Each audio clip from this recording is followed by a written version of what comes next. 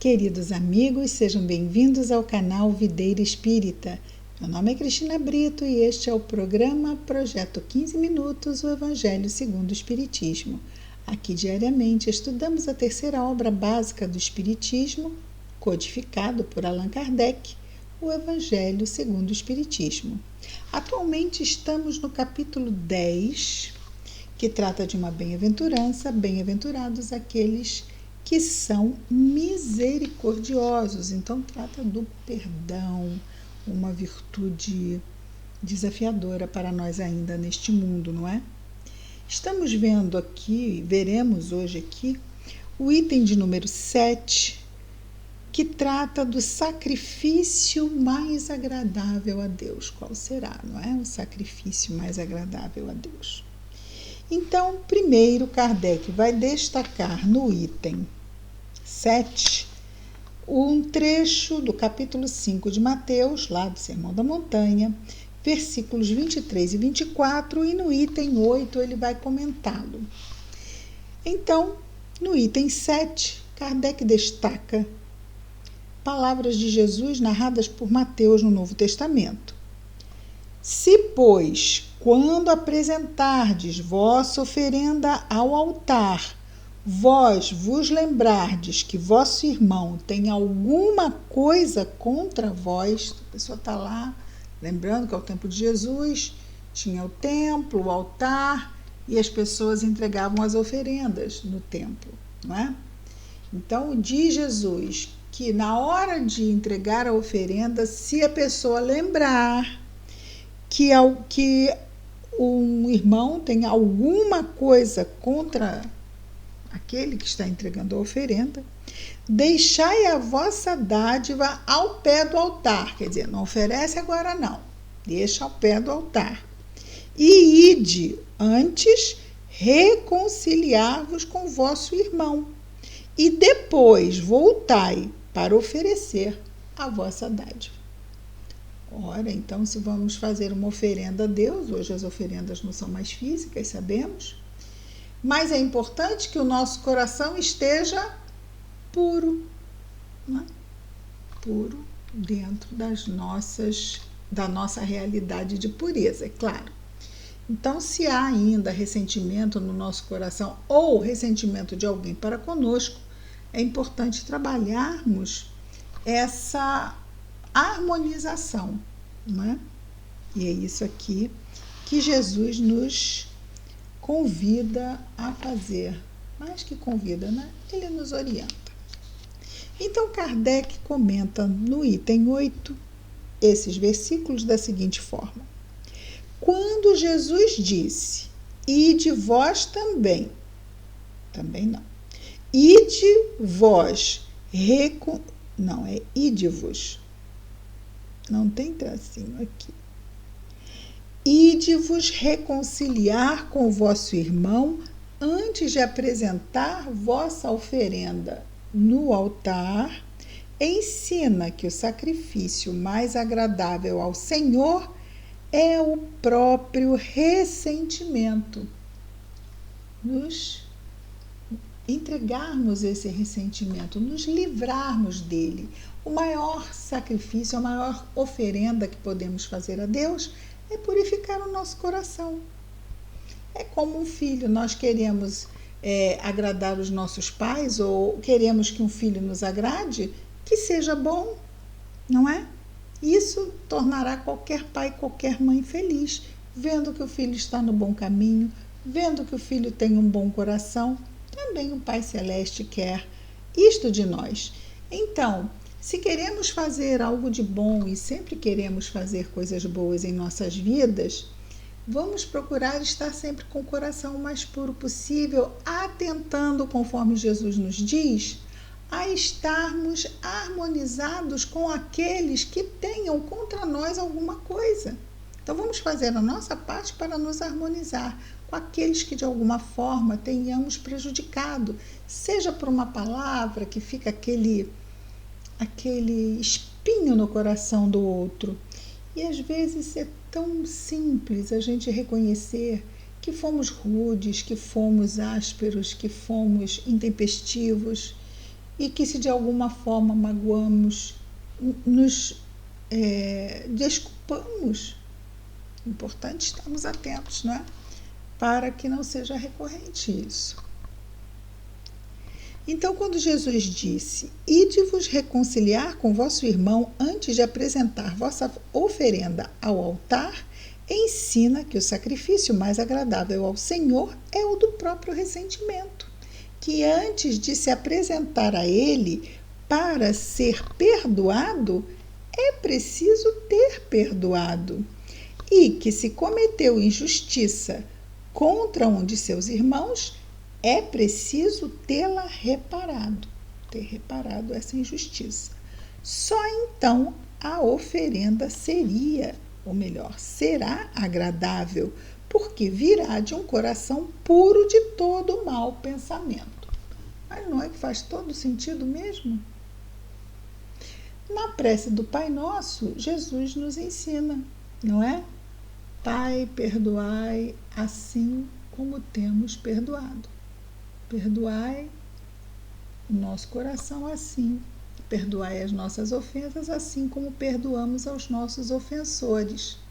Então vejamos que ele trouxe o ensinamento do altar, mas ele trouxe o ensinamento bem mais direto ali na prece, falando do perdão. À medida em que perdoamos, vamos limpando o nosso coração e vamos, já que Deus está em nós e suas leis, a nossa própria consciência vai se quitando, não é? Porque vamos reparando o mal que fizemos ao outro.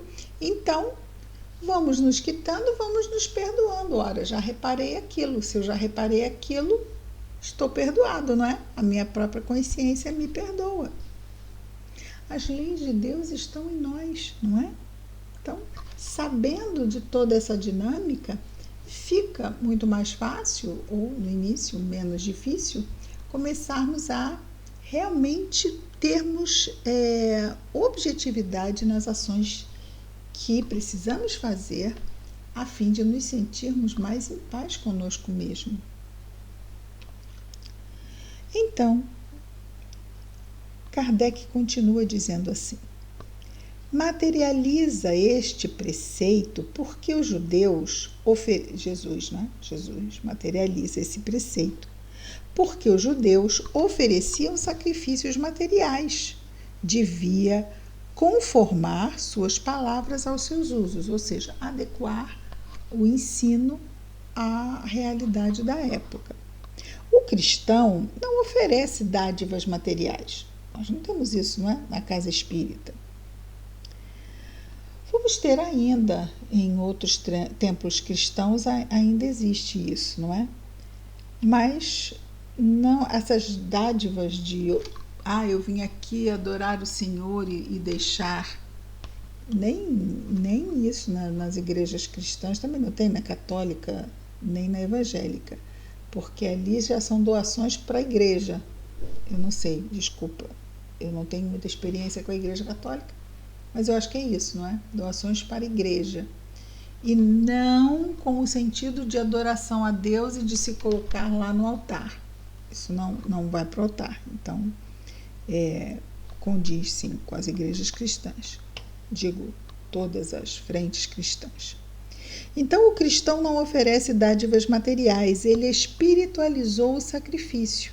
Mas o preceito com isso não tem senão mais força. Oferece o cristão sua alma a Deus e essa alma, oferecida a Deus, deve estar purificada. Então, segue-se o mesmo preceito dito por Jesus. Entrando no templo do Senhor, deve deixar do lado de fora todo sentimento de ódio e de animosidade, todo mau pensamento contra seu irmão.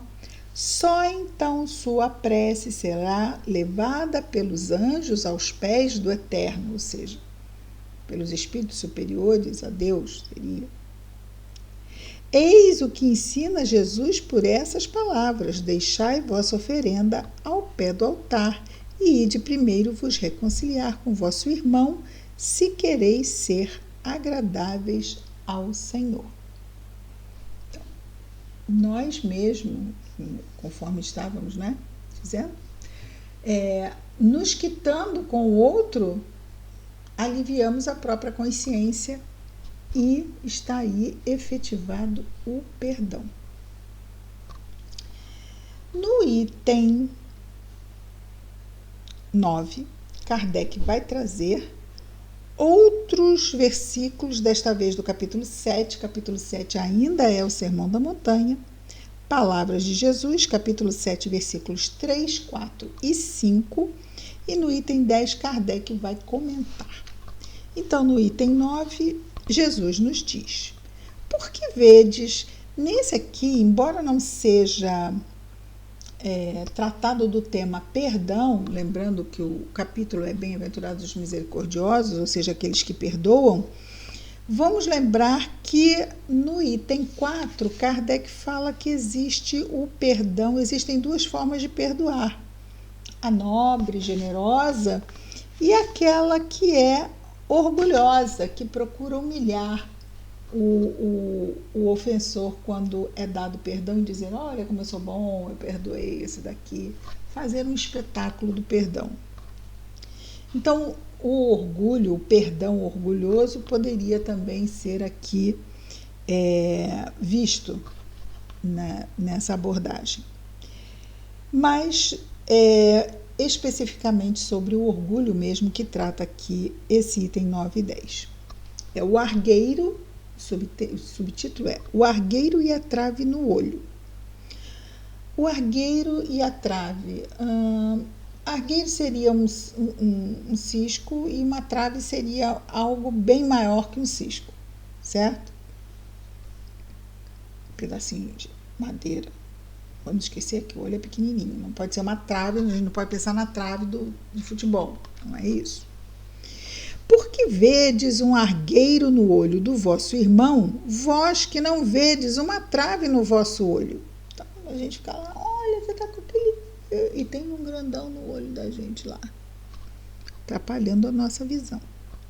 Ou, diz Jesus, como dizeis ao vosso irmão: deixai-me tirar um argueiro do vosso olho, vós que tendes uma trave no vosso. Hipócritas, diz Jesus, tirai primeiramente a trave do vosso olho, e então vereis como podereis tirar o argueiro do olho do vosso irmão. Então, essas são as palavras de Jesus que Kardec comenta da seguinte forma: um dos defeitos da humanidade é ver o mal dos outros antes de ver o que está em nós. Para julgar-se a si mesmo, seria preciso poder se olhar num espelho, transportar-se de alguma forma, de alguma sorte, para fora de si e se considerar como uma outra pessoa, perguntando-se. Quer dizer, quando nós estamos em nós, a nossa tendência natural é proteger-nos dos nossos próprios erros, defendendo-os. Então, o ideal é nós nos vermos como outra pessoa, porque quando a gente vê o outro, quando a gente vê o que está fora de nós, a gente olha muito melhor. É que se a gente quiser saber realmente como nós somos, vamos perguntar, de preferência para quem não nos vê com muita simpatia. Porque quem nos vê com simpatia, mesmo vendo lá os nossos erros, às vezes vai tentar não tocar no assunto. Mas quem não nos vê com simpatia está lá de fora e vai nos ser bem generoso, nos dizendo exatamente quais são os nossos defeitos, vamos chamar assim, o que devemos melhorar. Então, estar de fora facilita muito a visão. E aí é o que ele sugere, que a gente pudesse se colocar de alguma forma de fora para se ver. Então, seria preciso poder se olhar no espelho, transportar-se de alguma sorte para fora de si e se considerar como uma outra pessoa, perguntando-se: o que pensaria eu se visse alguém fazendo o que eu faço? Excelente pergunta. O que pensaria eu se visse alguém fazendo o que faço? Incontestavelmente, é o orgulho que leva o homem a se dissimular os próprios defeitos, tanto ao moral quanto o físico. A gente tem que reconhecer erro, Ter que reconhecer erro é ter que reparar erro. E para o orgulhoso, isso seria muitas vezes uma humilhação.